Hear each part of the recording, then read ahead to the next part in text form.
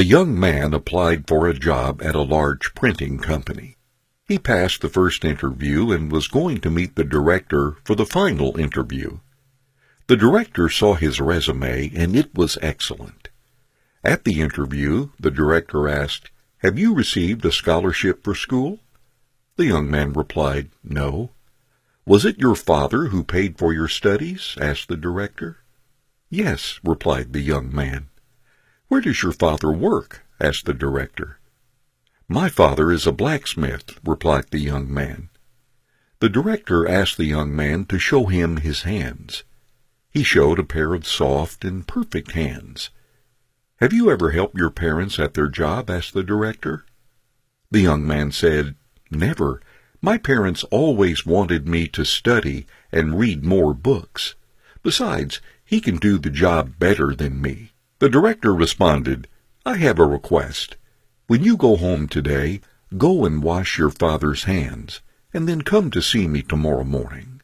As the young man felt his chances of getting the job were high, he decided to agree with him.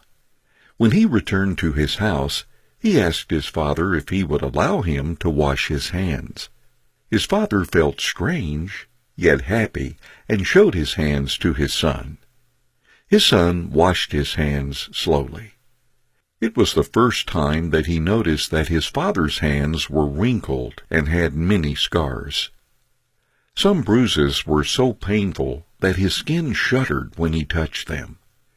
This was the first time that his son recognized what it meant for this pair of hands to work every day to be able to pay for his studies. The bruises on the hands were the price that his father paid for his son's education, his school activities, and his future. After cleaning his father's hands, the young man stood in silence and began to tidy and clean up the workshop. That night, the father and son talked for a long time. The next morning, the young man returned to the director's office. The director noticed the tears in the eyes of the young man as he asked, "Can you tell me what you did and what you learned yesterday at your house?"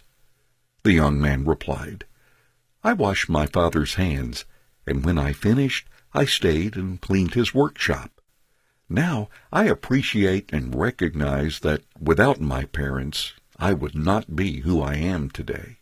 By helping my father, I now realize how difficult and hard it is to do something on my own.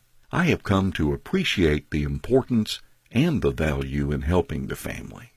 The director said, "This is what I look for in my people. I want to hire someone who can appreciate the help of others, a person who knows the hardship of others to do things, and a person who does not put money as their only goal in life. You are hired." Children who always get what they want develop "I have the right" mentality and always put themselves first, ignoring the efforts of their parents.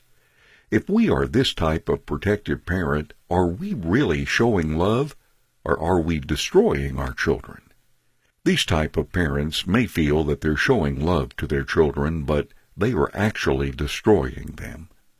It's great to give your children a great life, but when you're washing the floor or painting the wall, please let them experience that too.